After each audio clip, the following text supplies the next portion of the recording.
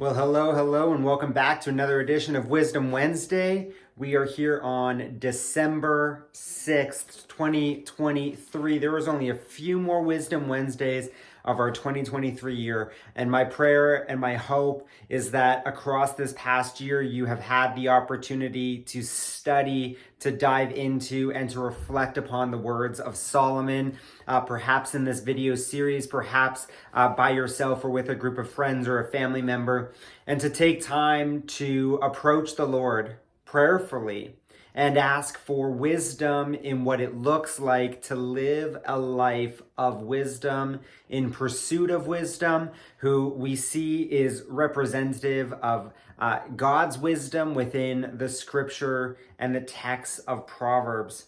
Today in Proverbs 6, I want to read through the first 11 verses with you and then move on to a few other verses. But I'm going to read just a chunk of Proverbs 6 because I think it's really powerful when we read this. It says, my child, if you have put up security for your neighbor, you have given your pledge for a stranger. If you are snared in the words of your mouth, caught in the words of your mouth, then do this and save yourself, for you have come into the hand of your neighbor. Go, hasten, and plead with them urgently with your neighbor.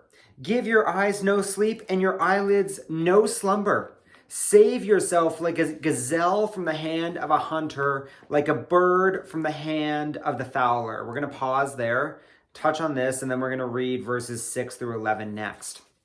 But Solomon here is encouraging his child. He specifically refers to son. We see this as reference to children in general, to our lives of wisdom in general. I read this and I feel like Solomon is speaking to myself and to those around me. He says, look, if you've made a pledge, if you've made a promise and you were caught by your words, you have to fulfill that promise.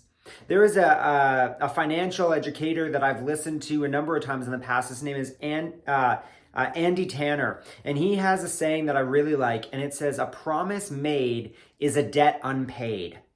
I'm going to say that again. A promise made is a debt unpaid. Well, what does that look like in real life? Well, it looks like this. Hey, sweet child of mine, daddy will pay for you to go to university. I just made a promise that has zero stipulations. What if my child decides to be a lifelong student at university, and for the rest of my life I'm paying exorbitant university fees because I made a promise to my kid? Now I have a debt to pay because of the promise I made. What if we made a promise to our neighbor about something that we will do?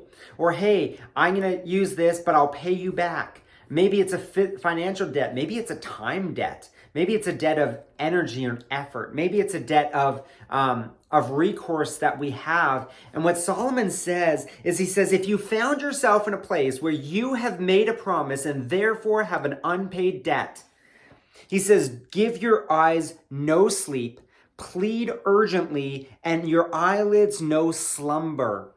And then he likens the person who finds themselves indebted by the words of their mouth, ensnared by the words of their mouth, to be someone who is like a gazelle who is fleeing from the hand of the hunter, like a bird from the hand of the fowler. If you are an individual who hunts, you understand what an ungulate running away from a hunter looks like and how frustrating that can be. Or if you aren't a hunter, maybe ask a hunter what that looks like. Or watch a documentary series of a gazelle running from a cheetah. And you will quickly understand, with the intensity that Solomon is telling you to remove yourselves from these pledges, these debts, these ensnarements, these promises that you have made. If you listen to an individual that speaks on debt regularly, what you'll find is that Dave Ramsey, for example, he says that we want to have gazelle-like intensity when getting out of debt. He actually takes that from Proverbs 6, verse 5, that we want to have gazelle-like intensity in escaping the debts, the strangleholds, and the promises of our mouth with all intensity possible. like an absolute sprint. Don't slumber, don't sleep, don't let any rest come to your eyes until you've paid off this debt. And you're like, yeah, but that might take years and years and years. Right. The idea is to, without slowing down, to have a purposed direction. Yes, we need to rest. Yes, we need to be paced so that we don't burn out. But it is a purposed direction with a singular pursuit. Get out of the danger. Get out of the pledge. Get out of the debt. Get out of the ensnarement. Get away from the hand of the hunter. This is how Solomon continues in verse 6. He continues, "Go to the ant, O sluggard, and consider her ways and be wise." Without having any chief, officer, or ruler, she prepares her bread in summer and gathers her food in the harvest. How long will you lie there, O sluggard?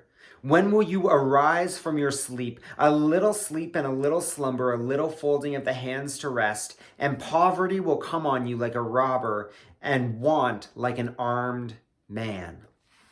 And Solomon is encouraging us to not just think about right this minute, but having a long-term and obedient view in a singular direction again. A time of preparedness. What is coming next? Are you preparing for the next season of life?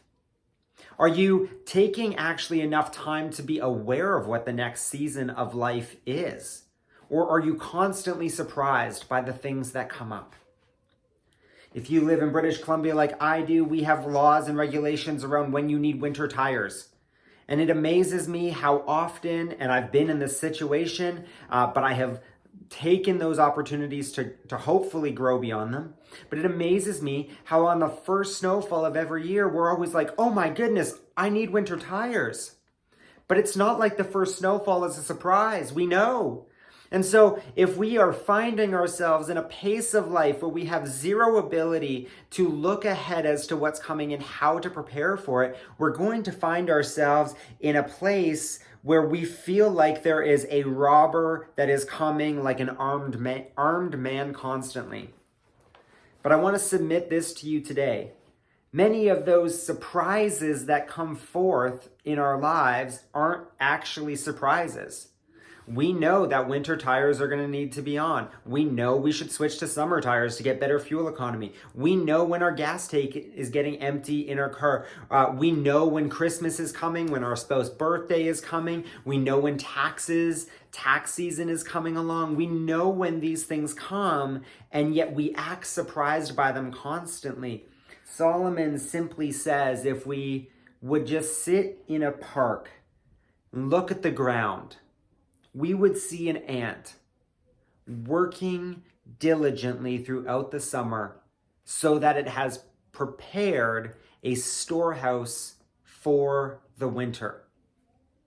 Friend, I want to ask you today, are you diligently working in this season to be prepared for the next season?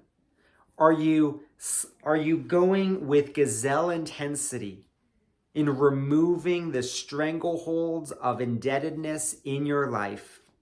And are you looking in a way of preparing for the future that comes so that you don't need to put yourself into more promised strangleholds that are spoken from your mouth because, again, we were not prepared?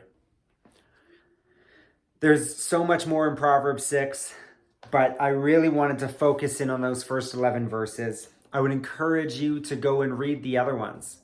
I would encourage you to sit down, maybe with your spouse, maybe with an accountability partner, and talk about what it looks like to have Gazelle intensity.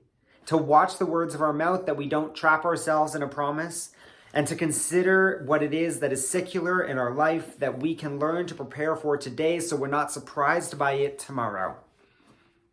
These are things that we need to be functioning through, recognizing and beginning to work with. Why? Because God has actually given you wisdom to do so.